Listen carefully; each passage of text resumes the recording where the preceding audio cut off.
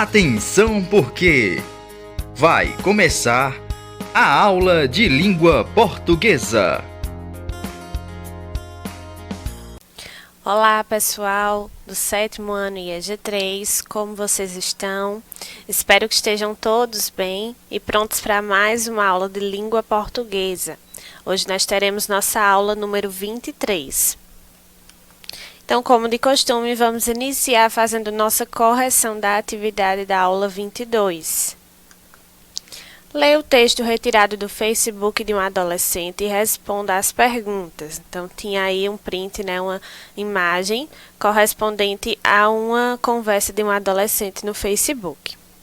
Aí tinha: oi, tudo bem? Tô com saudade de você. Oi, também estou. Fazendo o quê? Tô estudando para a prova. O que vai fazer hoje? Hoje, depois do serviço, vou para casa jogar um game com um amigo. Então, observem aí que houve algumas abreviações, Então, a linguagem deste texto é considerada a norma padrão ou é uma linguagem informal? Então, está bem evidente aí que se trata de uma linguagem informal. Tinha aí outra tirinha: bicicleta, cocrete, caderneta. Nossa, ele fala tudo errado. Vim devolver o seu papagaio. Aí o ex-dono diz: algum problema? O papagaio falou 3 palavras em desacordo com a língua culta, com a linguagem culta. Escreva-as corretamente. No caso, foram as 3 primeiras palavras aí que foram faladas pelo papagaio, Bicicleta, croquete e caderneta. No caso, aí seria a forma correta das 3 palavras, em acordo com a norma culta, a norma padrão. Então, vocês iriam aí copiar da forma correta. Terceira questão. De acordo com a última cena, o que provocou a maneira como o papagaio repete as palavras? Ele falava dessa forma porque, de acordo com a última cena, ficou bem claro que ele falava dessa forma devido à convivência com o homem, o seu ex-dono, que também falava de forma incorreta. Então, por isso, o papagaio falava as palavras daquela maneira. Então, a convivência com o homem. Então, letra B seria a alternativa correta. Quarta questão. É possível concluir que a linguagem que a mulher usou para se comunicar é a formal, Já a mulher utilizou uma linguagem mais formal. Então, aí a quarta questão seria a letra A. E na quinta questão dizia: observe a charge ao lado e marque F para falso ou V para verdadeiro. A professora, eu e os brother, tudo tipo assim, não estamos achando maneira as paradinhas do Nil português. Então, observem a fala do garoto, A forma como ele se colocou diante da professora. E observem a questão das imagens, A expressão da professora aí, Então, vamos lá identificar. Pelo tipo de linguagem usada pelo aluno, o mesmo não consegue interagir com a professora? Verdadeiro, Observem que tem até uma interrogação aí em cima da cabeça da professora, Onde ela ficou aí confusa, sem entender o que o garoto estava querendo falar. Evidenciamos o uso formal da linguagem, visto que os sujeitos são aluno e professora. Ele falou de forma formal com a professora? Não, Então, falso. Expressões como maneiro, tamo, aí, devem ser banidos da língua em qualquer situação?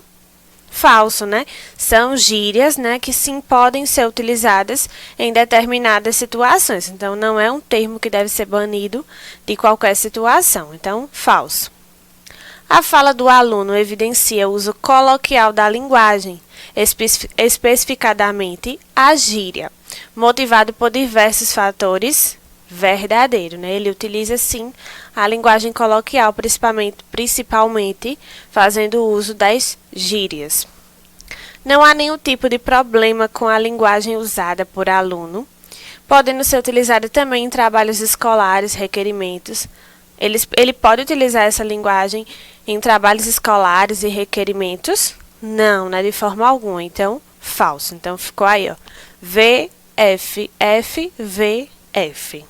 Então, pessoal, essa foi nossa atividade. Tenho certeza que todos vocês acertaram. E vamos lá para o nosso conteúdo de hoje, que também tem tudo a ver com o nosso conteúdo da última aula. tá? Que é o preconceito linguístico. O que é o preconceito linguístico?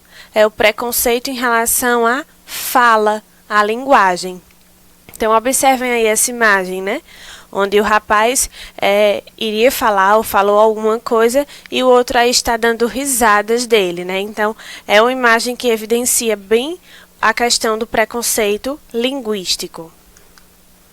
O preconceito linguístico é uma forma de discriminação social que consiste em julgar o indivíduo pela forma como ele se comunica, seja oralmente ou por escrito, né? Então, é o preconceito diante da comunicação das pessoas, seja de forma oral ou seja escrita. O parâmetro desse julgamento é a chamada norma culta. Quanto mais distante dela, mais criticado e rebaixado é o falante, né? Então, é criado aí esse preconceito a partir do momento em que o falante ele se distancia da linguagem culta, né? Ele fala bem distante, bem diferente do que é dito como norma culta, né? Então, quanto mais distante dessa linguagem, ele vai ser mais criticado e vai sofrer mais preconceito. O preconceito linguístico no Brasil. Nosso país é rico em cultura e as variantes linguísticas são prova disso. Para além dos sotaques, o modo de falar de cada região, que configuram as diferenças geográficas, existem as variações socioculturais e situacionais. Né? Então, nosso país ele é rico em variedade linguística, né? Nós temos um país bem rico em sotaques, em falas em relação a diferenças geográficas, a regiões, a cultura e até em próprias situações. É aceitável que haja diferenças. O que não deve ocorrer é a escolha de uma dessas variantes como sendo a certa, né? Então, não vai existir uma linguagem correta em relação à questão regional, principalmente, quando se diz respeito, por exemplo, a um falante do sul do país, outro falante do nordeste, né? As pessoas do sul acham que falam mais corretamente do que os nordestes, né? Então, gera toda uma questão de preconceito. Mas isso não quer dizer que uma dessas variantes ela é a certa e outra é errada. Né? Todas as outras serem consideradas erradas ou de menor prestígio, né? Mas isso realmente ocorre, que é o que se diz o preconceito linguístico. Como essa língua correta é ensinada nas escolas e utilizada nos centros de maior importância econômica, você pode imaginar como o preconceito vai muito mais além da língua. Então, vamos lá ver a questão da variação linguística, né, da variedade linguística.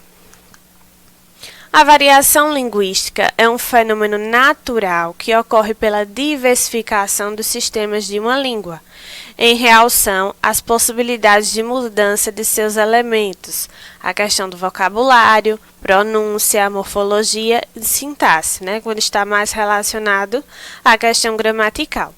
Ela existe porque as línguas possuem a característica de serem dinâmicas e sensíveis a fatores como a região geográfica, o sexo, a idade, a classe social do falante e o grau de formalidade do contexto da comunicação. É importante observar que toda variação linguística é adequada para atender à necessidade comunicativa e cognitiva do falante, né? Então, se foi criado determinado tipo de variedade daquela região, é porque realmente houve a necessidade para que realmente a comunicação acontecesse. Então, observem aí também na imagem que eu coloquei algumas palavras, né? Que são de variedades regionais, como oxente, abestalhado, guri, mano, uai. Assim, quando julgamos errada determinada variedade, estamos emitindo juízo de valor sobre os seus falantes e, portanto, agindo com preconceito linguístico. Então, a partir do momento que eu julgo a fala do outro, eu estou agindo com preconceito linguístico. E como eu sempre falei para vocês, né? Como sempre falo, não é uma questão de certo ou errado, é uma questão de adequação da fala. Em determinado ambiente, eu vou falar de forma X, em outro ambiente vou falar de forma Y. Então, eu vou adequar a minha fala de acordo com a situação, com o ambiente. Então, não é uma questão de certo ou errado. E vamos lá ver alguns tipos de variação linguística. Nós temos a variedade por ser regional, né? Variedade regional, que são aquelas que demonstram a diferença entre as falas dos habitantes de diferentes regiões do país. Então, está ligado às regiões, né? Estados, cidades. Por exemplo, os falantes do estado de Minas Gerais possuem uma forma diferente em relação à fala dos falantes do Rio de Janeiro, né? Então, está relacionado à região. Vejam aí nesse trecho aí desse poema de Oswald de Andrade, né? Onde ele fala um pouquinho da questão da variação regional. Vício da fala. Para dizerem milho, dizem mil. Para melhor, dizem mió. Para pior, pior. Para telha, dizem teia. Para telhado, dizem telhado. E vão fazendo telhados. Então, observem aí que ele colocou um jogo de palavras onde acontece essa variação regional. Outro exemplo aqui também que eu coloquei para vocês, né, em relação à variedade linguística de região, a questão aí do pão, né, o pão francês. Aqui nós falamos pão francês, né? Então, observem aí que em cada região ele vai ser chamado de forma diferente. Então, eu tenho aí a variedade regional. Na região norte, carequinha. No Rio Grande do Sul, cacetinho. No Ceará, carioquinha. No interior do Nordeste, pão aguado. Rio de Janeiro, pão de sal. Carcaça ou cacete em Portugal. E pistole ou pistola na França. Então, observem aí a grande variedade para um único produto, né? Onde cada região vai ter um nome diferente. Também temos as variedades sociais, certo? Que são variedades que possuem diferenças em nível fonológico ou morfossintático, tá? Então, vai estar relacionada à questão também da escrita. Fonológico, plantar em vez de plantar, bom em vez de bom, problema em vez de problema, bicicleta em vez de bicicleta. Aí temos também aí os exemplos morfossintáticos. R$10 em vez de R$10.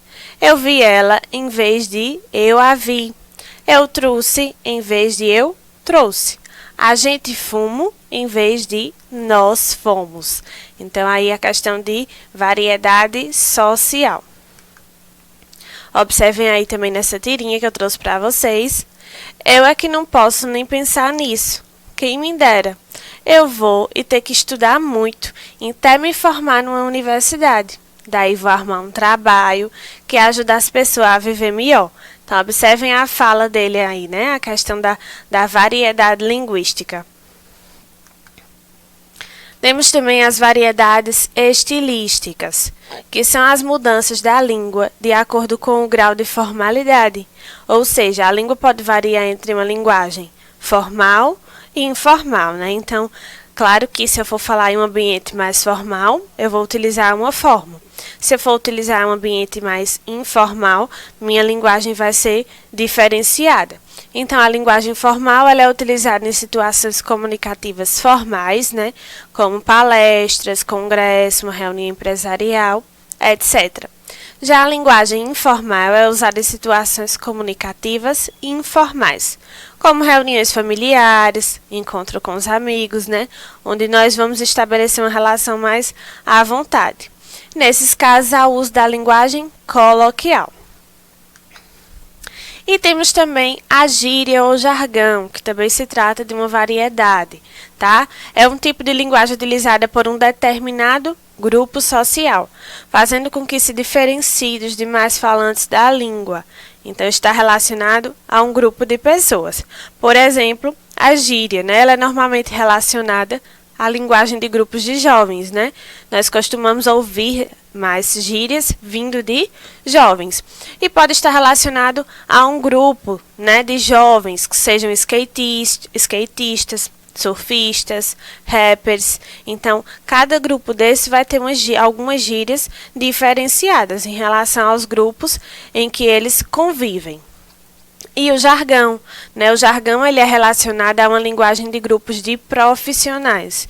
Então, os médicos, professores, advogados, cada grupo desses em relação à sua profissão, ele vai trazer palavras relacionadas à sua área, certo? Por exemplo, eu sou professora. Se eu estiver diante de um grupo de médicos, onde eles vão trazer jargões da própria área, eu não vou compreender, certo? Porque é algo relacionado à profissão deles. E assim vice-versa, tá? Então, observem aí, certo? Algumas gírias. Pode parar de caô. Tô muito bolada hoje. Lembra daquela parada? Já é, meu irmão. Temos aí, ó, trollar, joia, certo? Truta, véio, partiu, certo? Então, são gírias, né? Que são utilizadas por grupos de jovens. E aqui eu trouxe o exemplo de jargão, certo? Nessa tirinha. De acordo com o laudo, você está com um processo de intumescência resultante de lesão inflamatória e necrose subcutânea. Meu Deus, doutor, quanto tempo eu tenho de vida? Ah, não se preocupe, é só um furúnculo. Veja só, né? O médico ele utiliza um jargão, né? Utiliza uma linguagem técnica, formal, própria da sua profissão. E o paciente não entendeu absolutamente nada, né? Pensou que já estava com uma doença terminal. Mas aí era um simples furúnculo, né? Então, observem aí o exemplo do jargão, tá? Então, pessoal, essa foi nossa aula de hoje. Aí estão as referências, espero que tenham gostado. Obrigada pela atenção de vocês. Termino mais uma vez com a frase: por mais difícil que seja, nunca deixe de acreditar em dias melhores, né? Então, vamos confiar que dias melhores estão por vir. Então, um abraço bem apertado e até a próxima aula.